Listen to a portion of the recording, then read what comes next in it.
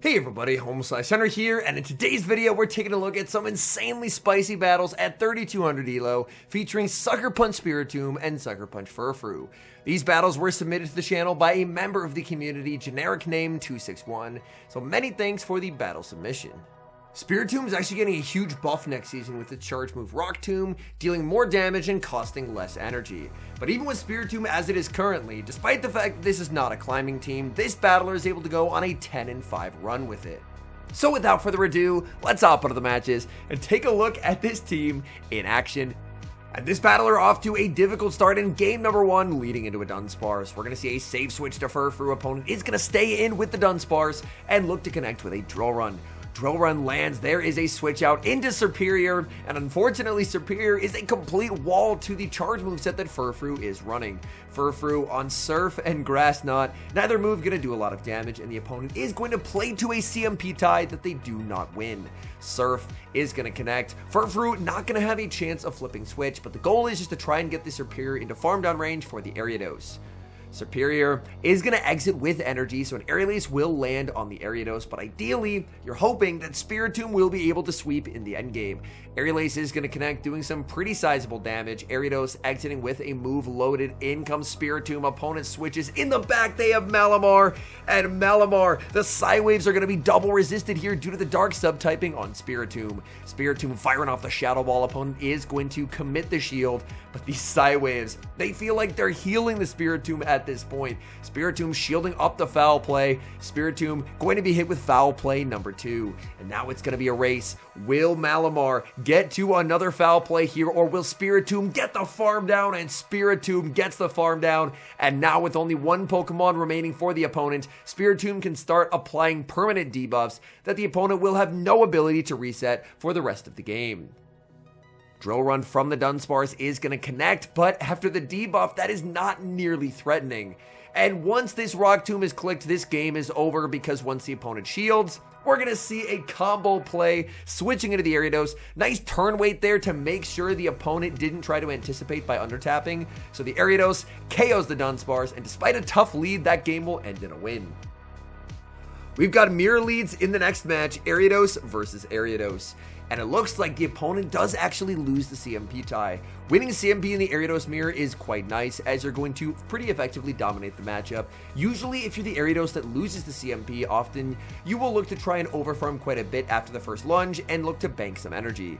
The opponent throwing instantly, generic name, going to actually let this through and now look to pivot out, saving the lunge for later where it is going to be more efficient, and now Furfrou hits the field. Furfrou will immediately have an attack debuff applied. Oh, the opponent actually went for a Trailblaze there, and now they're going to bring out Azumarill. To me, that's a very surprising Trailblaze, and I believe a misplay from the opponent. They should be going for the lunge, because Grass Knot, because they didn't debuff, actually does a pretty significant amount of damage. Azumarill goes for an Ice Beam, but they underestimate the bulk of Furfrou. That's going to allow Furfrou to make it to a second Grass Knot. That's going to connect, and down goes Azumarill after 2 more Sucker Punches. Furfrou barely hanging on. Ariados re-hits the field of play, but the energy that Generic stored from earlier will be very valuable here. Applying a lunge instantly, the opponent pivots out into Miltank, and Miltank is going to be immediately debuffed before Spiritomb hits the field. The opponent actually does end up committing the shield. Whether Miltank is on Thunderbolt or Ice Beam, neither one's going to do a lot of damage. So Miltank is going to fire off its energy, go on for the Ice Beam, and debuffed Spiritomb able to tank that surprisingly comfortably. Spiritomb going to need to put up a shield now, as the opponent is going to go for Ice Beam number 2, and then Spiritomb can look to connect with the Rock Tomb. Rock Tomb never going to do a ton of damage neutrally, but it is enough to grab a shield from the opponent. Opponent is farming up a ton of energy. There's a catch attempt onto the Ariados. They are unsuccessful, and this game will end in victory as the Miltank is just too low. The Sucker Punches added up, Rock Tomb KOs, and that's a good game. Ariados versus Shadow Quagsire. Now this is a pretty nice lead for the Ariados. Ariados able to inflict massive damage with Trailblaze, overfarming to avoid a potential catch from the opponent, but the opponent is going to stay in and farm up. Now we see a save switch to Furfrou. Furfrou can tank any one move here from the Quagsire, and if the Quagsire stays in and overfarms too much, then a Grass Knot will be able to KO. Opponent is going to switch, and they make a beautiful catch, catching a Grass Knot onto Mandibuzz. Now, Mandibuzz, absolutely not what this backline is hoping to see whatsoever. And the catch as well is very, very unfortunate. Mandibuzz is actually triple strong into this team, so this is going to be a very difficult Pokemon for Generic to play their way out of. Aerial Ace will land. That will not be enough to knock out. A final Surf is reached, and while this will not be lethal, it is going to be getting that Mandibuzz quite low, which is quite nice. Mandibuzz eventually does get the full farm down, going to send in Spiritomb, and Spiritomb is going to look to no shield. Mandibuzz going for the Dark Pulse. That will be hitting for neutral damage. There's a switch onto the Ariados. Generic doing what they can as they're able to catch a Dark Pulse, but that still does a huge amount of damage. In the back is Goodra, and unfortunately this game does not look like a winnable one, as Goodra is more than happy to absorb the lunge, get quite a bit of energy, and the biggest problem now for the Spiritomb is its rapidly dwindling HP bar. Another big problem is a very healthy Quagsire in the back, and the Quagsire banked a lot of energy before it caught. So even if the opponent no-shields the Goodra, which they do, they will be able to win the game with the Quagsire. And that's what this no-shield is, recognizing that Spiritomb is never outpacing. So Quagsire is going to be able to take the win for the opponent. We move to the next match, Ariados versus a Primeape. Primeape able to spam out Rage Fist here, but it's not very comfortable. There's a Corsola safe switch. Corsola save switch, very risky in a Diggersby meta. That's not a Diggersby that greets it, but rather a Furfrou. Furfrou, it looks like, can actually survive double Power Gem and all of the Astonishes, which is quite nice. Furfrou, Surf is going to connect, and Furfrou, very comfortable no shield here, as the Corsola, which is arguably one of the strongest Pokemon in the Great League, just gets completely manhandled by a Pokemon that is pure spice. You love to see it. Primeape forced to shield up a Surf. Primeape is going to get a nice Karate Chop down, but the energy is not going to go very far against the Ariados. Ariados always going to be no shield in the first here. Primeape going for the Rage Fist. Rage Fist will add up, but the biggest thing that helps Ariados in the matchup is double resisting the Karate Chops. We're going to see the Trailblaze land. These Poison Stinks now adding up more and more and more. Ariados going to be shielding. Do we see a potential Poison Sting farm down? No, the opponent not going to let that happen. They're going to send in Dunsparce, and unfortunately, Ariados does end up throwing on alignment there. However, the opponent is still switch locked for the next 40 seconds or so. They're debuffed, and now Spiritomb hits the field. Spiritomb more than happy to absorb debuff drill runs. Spiritomb looking to make it to a Rock Tomb, but not before Dunsparce is able to connect with a second drill run. Rock Tomb is reached. This will apply some solid damage onto the Dunsparce. It's not going to be close to KOing, but the goal is just put it into fast move range. In comes the Primeape. Primeape unable to Karate Chop down due to the Ghost subtyping, forced to go for the Rage Fist, and Ariados can very comfortably clean up this game, as Ariados is going to make it to the lunge. Lunge, this is definitely going to be enough to knock out the Dunsparce. Opponent sees the writing on the wall and concedes the match. I believe that makes a 4-1 set. Very nicely done. We move to set number 2, and there's a blast from the past. Ariados against Shadow Dragonair. Shadow Dragonair has fallen off in a major way, but it used to be a top meta contender. Lunge does huge damage. There's a switch to Furfrou, and Furfrou is going to be answered with Greedent. Oh, I've actually played this player before. If I'm not mistaken, there's a Lantern in the back. It is a team filled with triple nerfed Pokemon, and I was really confused the first time I saw it, but I have played them a few times over the course of the last 2 Great League rotations. So the opponent firing off that Trailblaze, and now Furfrou gets to retaliate with the Surf, and does actually grab a shield from the opponent. Greedent getting pretty low. Furfrou choosing to no shield here. The opponent goes for another Trailblaze. The Trailblaze is going to allow a Mud Shot down. Ariados hits the field, but this is now a +2 Greedent. The Greedent has buffed up its Body Slams, so its Body Slams almost feel like it didn't even get nerfed. And now we are going to see a shield on the Aqua Tail to switch to the Spiritomb. Spiritomb gets the Sucker Punch down, and that's quite nice, as Spiritomb will have the ability to debuff whatever comes in a few short fast moves, and it's the same guy. It's Lantern in the back, so the opponent is running that triple nerfed team. Unfortunately, even though Lantern's pacing is pretty terrible now, the thing that's going to be problematic in this game is Lantern's bulk. Lantern comfortably able to tank the Rock Tomb and the Sucker Punches, landing the Thunderbolt, sniping down with Mud Shots from Greedent. But now Ariados is going to need to make it to 2 moves if it's going to win the game. Ariados, 1 short of the double up. can't quite get the back-to-back moves. Thunderbolt KOs the Ariados, and unfortunately that game will end in a loss.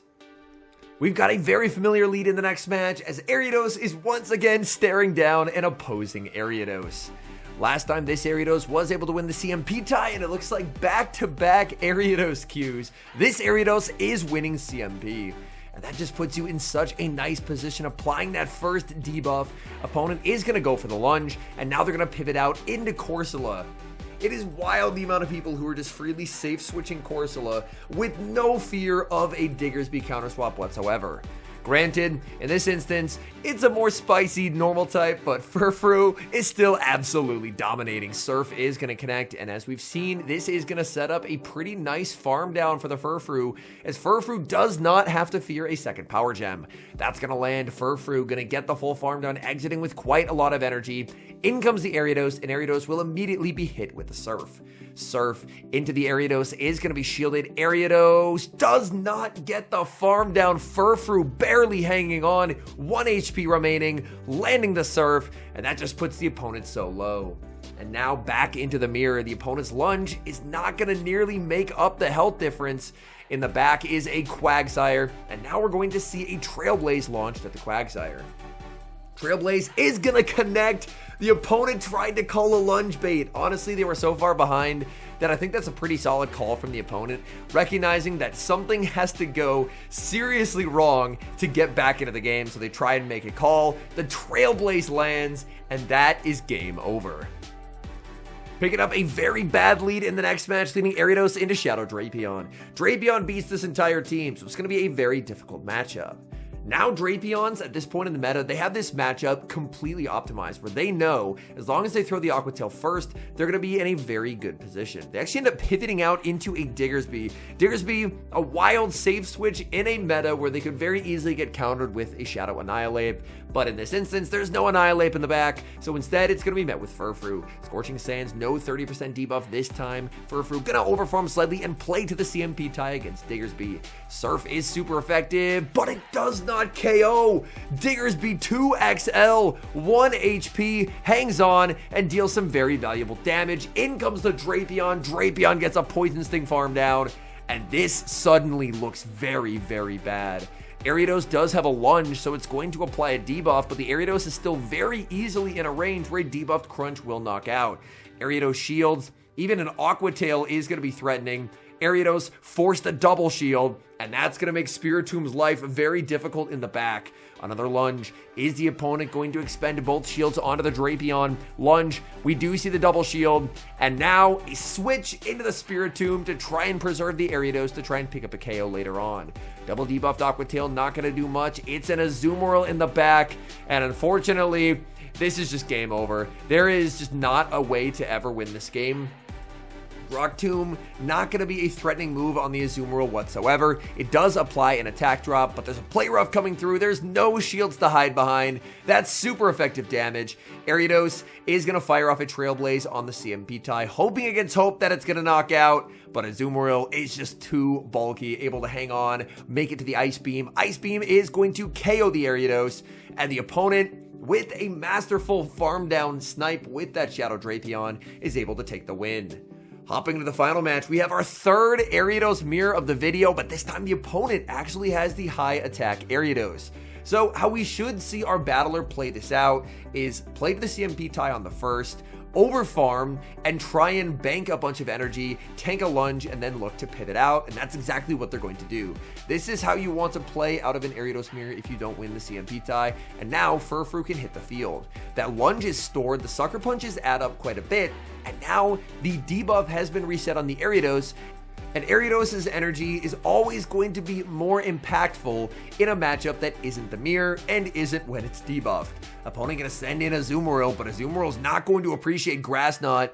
That is some pretty nice damage. It is, of course, debuff damage, which means that a second Grass Knot will not be enough to KO. It is gonna get the Azumarill very low, though, and the Azumarill cannot bubble down. They will be forced to go for an Ice Beam. They are one off the back-to-back, which means Ariados is going to need to throw this Trailblaze to guarantee that it can outpace. Trailblaze into the Azumarill is going to pick up the KO, and now Ariados is boosted. Opponents switching back in their own Ariados, and they have enough residual energy to force the CMP tie. Generic with the no shield. Ariados does get KO'd. In comes Spiritomb, and in the back is Feraligatr. And oh my goodness, these Sucker Punches are adding up quite a bit. This game is now going to come down to fast moves. Can the full Sucker Punch down occur before the opponent makes it to a move? Generic does not think so, instead opting for a Rock Tomb. Rock Tomb, of course, comes with the guaranteed attack drop, but will 2 Rock Tomb debuffs mean that a Hydro Cannon is survivable for Spiritomb? It looks like even with throwing the move, the farm down occurs. In comes Ariados, that gets farmed down as well, and this final battle will end in victory. All in all, these were some extremely entertaining battles, so many thanks to this battler for sending them in. I think these battles are a great reminder that at the end of the season, especially if you've already hit your ELO goals, it's very okay to just mess around, try some fun Pokemon, and just see if you can clutch out some crazy wins. Because if I had to make a bingo card of Pokemon that I expected to see going positive in the 3200s, a backline of Spiritomb and Furfrou would have never been on the list in my wildest dreams. Now, of course, with any spicy team, part of the reason why it's not recommended as a team for climbing is you can't really make a team with multiple spicy Pokemon without having some glaring weaknesses to certain meta Pokemon, like we saw in that matchup against the Shadow Drapion. Shadow Drapion is just an absolute nightmare for this team due to its dominant matchup against Ariados, and, of course, resisting Sucker Punch, which is the fast moves of the 2 Pokemon in the back. So it's a good reminder that if you've already hit your ELO goals, definitely worth trying out something fun. But this is a team that, even though it did go quite positive, I would not recommend it for those who are still making the ELO push. There are a lot of teams that are going to work better if that is your goal. Thank you guys so much for watching. If you enjoy watching content like this, please do consider leaving a like on the video and subscribe to the channel if you haven't. And a special thank you as always to our channel members here on YouTube. The support you guys provide is genuinely so appreciated. So thank you guys oh so very much. And until next time, I've been HomeSliceHenry.